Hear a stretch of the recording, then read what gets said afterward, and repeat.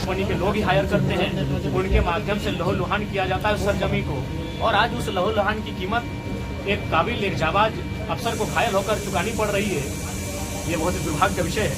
इसीलिए मैं प्रेस के माध्यम से पूरे, क्योंकि यहाँ आईजी डीआईजी महोदय भी आए हैं, यानी उत्तरी छोटा नागपुर रेंज के सभी बड़े पदाधिकारी हैं पुलिस के, तो मैं उनको स्पष्ट कहूंगा कि यही अवसर है।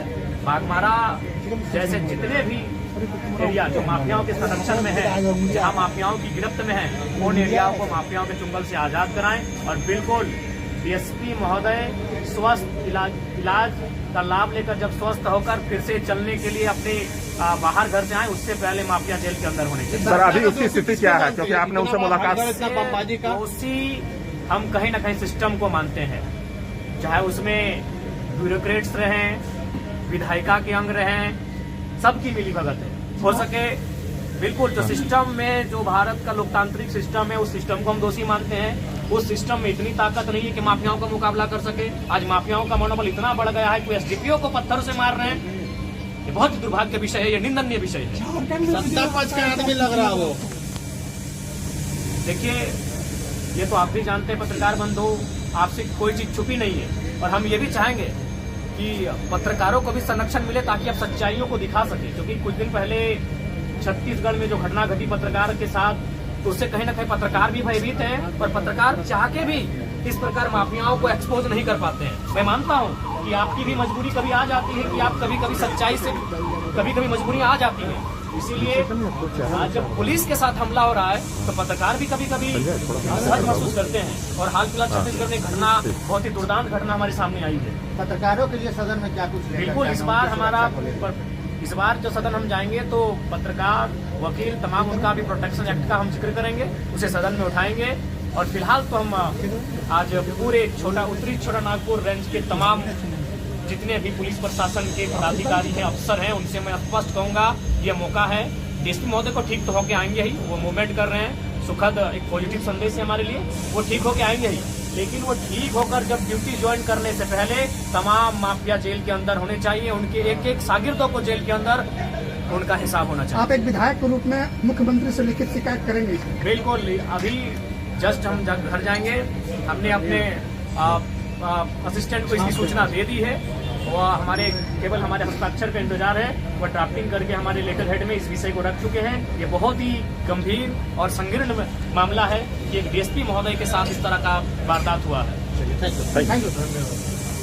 क्या प्रकार से आज बाघमारा में घटना घटी है? देखिए, सबसे पहले तो हम आप सभी से भी कहेंगे कि आप तमाम पत्रकार बंधु के साथ साथ तमाम धनबादवासी डीएसपी एसडीपीओ महोदय के लिए प्रार्थना करें। हालांकि उनसे मिले, उनका बॉडी मूवमेंट कर रहा है और ये सुखद संदेश है। फिर भी हम चाहेंगे सभी उनके लिए प्रार्थनाएं करें, उनके लिए दुआ करें, उन्हें कुछ ना हो।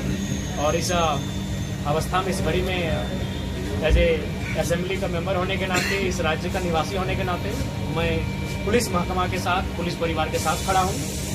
और मैं भी प्रार्थना करता हूं, मैं भी दुआएं करता हूं कि डीएसपी महोदय आदरणीय बड़े भाई पुरुषोत्तम सिंह जी शीघ्र स्वस्थ होकर हमारे बीच उपस्थित होंगे। बाघमारा में जो घटना घटी उसके बारे में क्या कहें? देखिए, इसकी हम भर्त्सना करते हैं और बिल्कुल ये बहुत ही निंदा और संवैधानिक है कि आज कोयला चोरों का, कोयला माफियाओं का मनोबल इतना बड़ा है तो प्रशासन को भी तुच्छ समझ रहे हैं। और आज प्रशासन के पास भी, पुलिस के पास भी एक अच्छा मौका है बाघमारा से माफियाओं के गुंडों को खदेड़ने का और बाघमारा को एक शांत बाघमारा बनाने का एक अच्छा अवसर है। बीसीसीएल के कई ऐसे इलाके हैं जहां आउटसोर्सिंग चल रही है, वहां रैयतों के साथ जो है बिल्कुल, ये बहुत ही असंवैधानिक विषय है। रैयत जब अपना हक मांगने के लिए जाते हैं तो कुछ गुंडे, जिनको शायद इनडायरेक्ट रूप से संवैधानिक पदों पे जो लोग आसीन हैं, डीएसपी रैंक के व्यक्ति पर पत्थरबाजी कर रहे हैं। इतना तो मनोबल लोकतांत्रिक देश में माफियाओं का, गुंडों का, चोरों का इतना तो मनोबल बढ़ने नहीं देना चाहिए। इसके लिए सिस्टम दोषी है।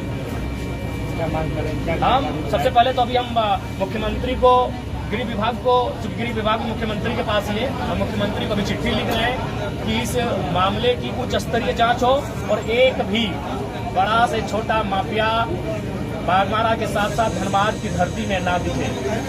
बहुत ही शर्मनाक विषय है कि माफियाओं का मनोबल। हम पहली बात तो कि हम लोग सीखते नहीं है। कुछ दिन पहले कुछ सीओ पे बालू माफियाओं ने हमला किया था, क्योंकि सीओ महोदय को चोट नहीं लगा, वो न्यूज नहीं बना। आज डीएसपी महोदय जख्मी हो गए, आज सभी लोग सभी प्रशासन के लोग यहाँ उठ के आए। अगर यही सीओ महोदय के पर जब हमला हुआ था बालू माफियाओं के द्वारा, अगर वहाँ सिस्टम अलर्ट हो जाता, अगर वहाँ पुलिस प्रशासन का महकमा अलर्ट होकर माफियाओं के खिलाफ अभियान चलाता, तो आज हमें ये दिन देखना नहीं पड़ता। अगर आज इन घटनाओं से हम लोग नहीं चेतते हैं, असंवैधानिक लोगों पर नियंत्रण नहीं लगाते हैं, माफियाओं के मनोबल को नहीं कुचला जाता है, तो आज बड़े भाई पुरुषोत्तम सिंह जी आज जख्मी हुए हैं, कल कोई और जख्मी हो सकता है। बहुत ही दुर्भाग्य का विषय है। हाँ, पुनः कहेंगे आदरणीय डीएसपी महोदय के स्वास्थ्य की कामना करते हैं, और तमाम बागमारा वासी, धनबाद वासी, राज्यवासी जो में आज इस खबर को सुनेंगे, वो कम से कम 30 सेकंड ही सही उनके लिए प्रार्थना करेंगे कि वो स्वस्थ होकर आए।